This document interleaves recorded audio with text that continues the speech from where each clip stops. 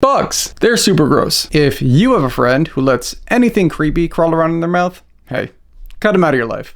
In fact, I can only think of 2 bugs that I would have a beer with. One of which is that one that looks like the Easter Island head meme. Hilarious. And then there's this one who I'm very apprehensive about putting up because I know what the anime people do with anything cute. Throughout history, insects have been weaponized in some of the most bizarre, weird, and unexpected ways. From biological warfare to torture, these tiny creatures have played a pretty big role in some of humanity's darkest moments. Without further ado, Save it! Save it! Number 10, caterpillars.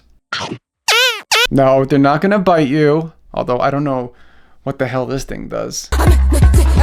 Don't like that, but their impacts on crops can make them a potentially devastating instrument. During the war on drugs, the USA set their aim on a little caterpillar who liked to eat coca leaves, which is the main ingredient in white devil. President Bush had his spokesman play down reports today that his administration is considering biological weapons to destroy cocaine on the ground in South America. U.S. officials confirm experimenting with a possible SWAT team of coca leaf crunching caterpillars. They must be sick little fuckers. I mean, that's what you do day in, day out is you eat coca leaves? I don't know. It's got to mess with your head. Absolute lunatics. Anyway, the USA planned on breeding a ton of them, dropping them into Peru where they could eat up all the coca leaves, and then bingo bango, no more drugs from that source at least. But anytime we've tried putting anything where it shouldn't be, whether it be plants or animals, it doesn't work out too well. We think that we have control and then we end up just destroying an ecosystem. You can dial that up to 10 for this because these things are eating coca leaves. So when there's no more coca leaves, what are they gonna do? They're gonna stop? These things gotta be out of their minds.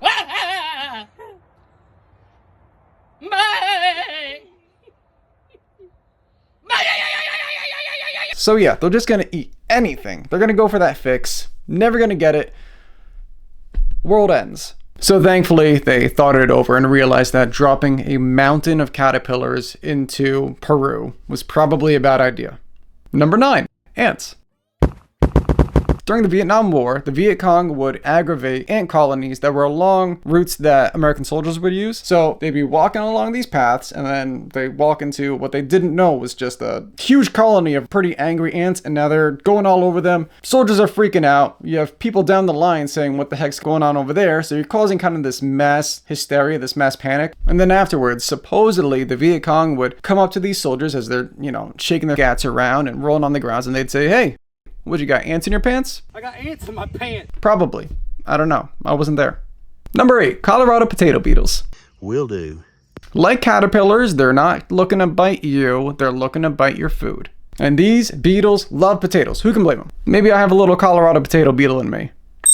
I am Sigma. During the Cold War, the US and USSR had put a lot of research into using them as potential weapons, capable of devastating enemy crops and causing widespread panic based on food shortages. During World War II, there were allegations that the Nazis were planning on flying them over British potato fields, and dropping them all over, destroying their crops. And I know you're saying, what, it's one crop, but it's a big crop. I mean, the Irish potato famine, I feel like everybody has at least heard of it, even if they don't know what happened, but that was over several years, hundreds of thousands of deaths, and even more ruined lives. These little beetles, while not an immediate threat to your health, do have the potential to be used as weapons of economic and agricultural devastation.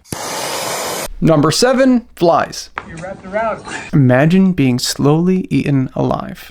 That's exactly what happened in ancient Persia with a torture method known as scaphism. Victims were covered in milk and honey and left to be consumed by maggots. It's one of the most horrifying ways to inflict an agonizing, drawn-out death. Which, I don't know who's having a worse time here, the people or the flies, because I had ice cream last Monday, and that night I was on the floor, just IBS going loco. Lots of pain. Do flies get IBS? I don't know. But vomiting acid on poop and then eating the poop, and then you're adding milk into the mix. So it's gotta not feel great, their whole bodies all the time.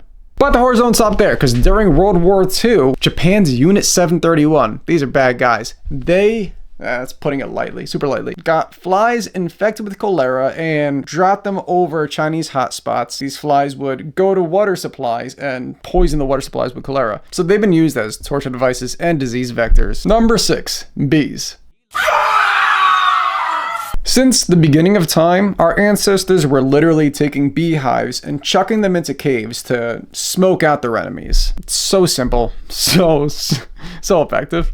Over time, our methods evolved congruent to our technology. Once catapults came into the picture, we went crazy with them.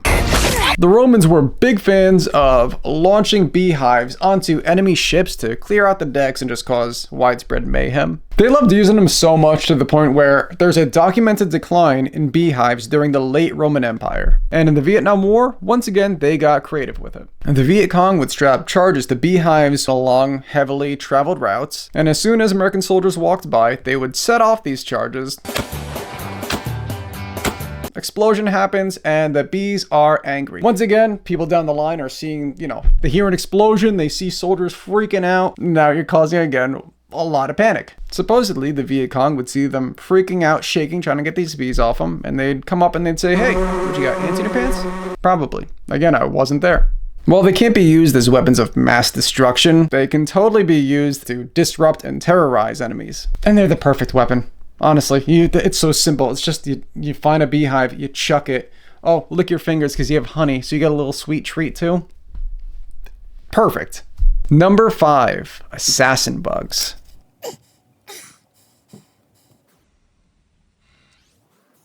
Nasrullah Bahadur Khan, the emir of Bakhura, which is present-day Uzbekistan, was a sick puppy.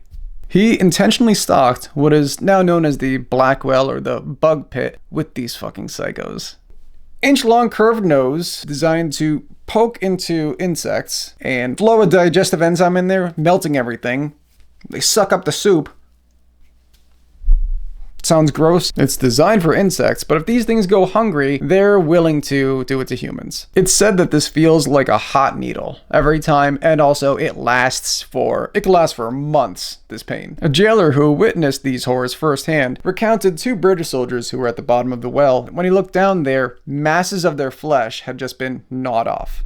Truly horrific image, I'm sure. To which I'd say, hey boss, you better pay me overtime, right?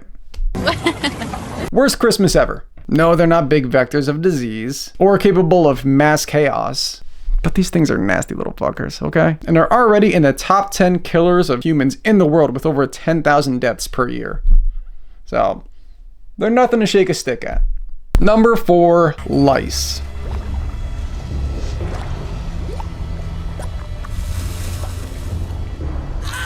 Did you know that during the Napoleonic Wars, typhus, which was carried by lice, wiped out a massive portion of Napoleon's army? We're no longer talking about hurting some people. This is a large-scale weaponization of these gross things. Also, it's the first one on the list that I just hate looking at.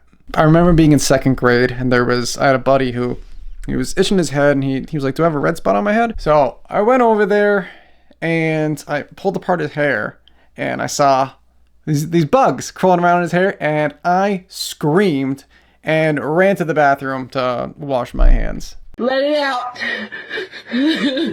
Let it out. I don't like them. The horrors continued during World War II, where, once again, Japan's Unit 731, these are bad guys, experimented with lice-infected typhus as a bioweapon. And in the European theater, the Nazis were using lice to weaken concentration camp prisoners before their executions. So, while they might seem like a minor problem today, their potential for spreading disease in unsanitary conditions is a reminder of their historical impact. Number 3, locusts. A swarm so vast it darkens the sky, destroying everything in its path. That's the power of locusts. Throughout history, armies have driven swarms of these things into enemy lands. I mean, if you've heard of biblical level plagues, you've heard of locusts that have brought entire regions to starvation. Even in the 20th century during World War II, again, the British and Germans had looked into using locusts as a weapon. And unfortunately, even in Africa and the Middle East today, locusts are used as a weapon of terrorization by destroying crops. So yeah, while caterpillars can be little punks, and so can Colorado potato beetles, locusts are just they're like the final boss of agricultural destruction. Number 2, mosquitoes. We're safe. Mosquitoes have caused more death than any other animal by spreading malaria, dengue, Zika, all these really bad diseases. In fact, during World War II, in Italy in 1943, the Germans purposefully flooded these marshes near Rome with mosquitoes, and this caused a big malaria outbreak for American troops. High school that led to Chris Wood's death. The fuck is that? During the Cold War, the US had something called Operation Big Buzz, which is where they were going to experiment with seeing how far mosquitoes could get if they dropped them from payloads. They dropped these in America and measured how far they got, and they got like a couple miles, so pretty impressive. They never did end up being used, but the potential was definitely there. And in today's world with genetic engineering, the fear of weaponizing mosquitoes with absolutely deadly viruses is a real haunting possibility. And they also made me have this weird kind of like nausea anytime you hear the buzzing next to you. No thank you. Finally, at number 1, we have fleas. You have one on your sock, man. See, and that's all I've been doing. I don't care how it spread on me, and I don't know. Okay? You got another one on your ankle. My ankle. A pandemic that wiped out a third of Europe's population. That's the power of the Black Death, spread by fleas. And there's evidence of the Mongols launching plague-ridden bodies over walls during sieges. Now, here's where it gets pretty crazy. During the siege of Kaffa, they were hurling these bodies over, right? They land splat in Kaffa, and people start to get sick, so they have to leave the stronghold. This was kind of a hotspot for trading, so the Genoese who got onto their ships, they ended up traveling all across Europe, and if those bodies were carrying fleas, and they ended up spreading this all across the world, that would mean the Mongols basically caused the Black Death, which, that's not good. I mean, it's already said that the Mongols decreased the world population by 10%, but if we can attribute this, the Black Death, to them, not cool. The horrors continued into the 20th century where, again, World War II, Japan, Unit 731, they're back. They dropped plague-infected fleas over Chinese hotspots again. They put them in wheat, clothing, and sometimes they just, right out in the open, they just drop them in these little bombs. And I'm getting kind of fed up at this point, so I'm just gonna say it. I wish World War II never happened. So yeah, while mosquitoes could be used as the perfect bioweapon, if fleas were unknowingly, yes, but if they were used as weapons by the Mongols, that one little action during the siege of Kaffa caused unimaginable death. And so that's it. Are you gonna look at insects any differently now? Has IBS ruined your life? Do you own any insects? Do you do anything weird with your insects? If you do anything weird with your insects, don't let me or anybody else that you love know. And I'm done. Bye.